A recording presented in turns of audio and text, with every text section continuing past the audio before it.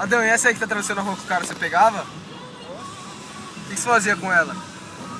Pegava a calcinha dela e comia a calcinha.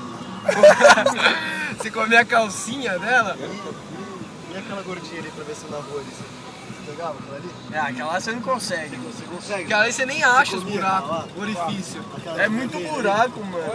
Aquela loirinha ali, ó, loirinha. Essas gordinhas que é boa. Essa gordinha que é boa.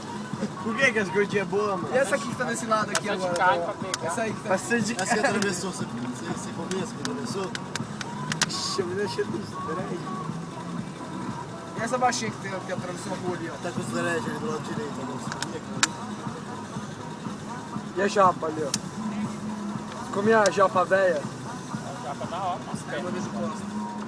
Não é, não, a pequenininha ali, ó. Ninguém não aguenta. Você caía de boca lá, Adão?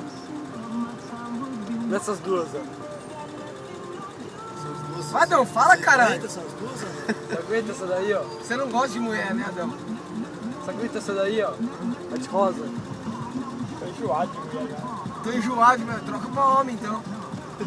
É sério, velho. E essa daí, ó, não. E essa daí, ó. Esse de verde aí com preto, você pegava?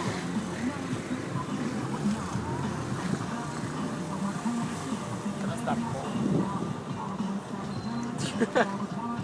Caraca, a mina não tem pescoço. Ali, ó. O Adão pegava do mesmo jeito, né, Adão? Pescoço pra quê? Pescoço pra quê?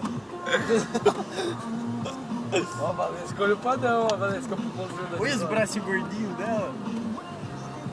Você pegava, Adão? Eita, peitão.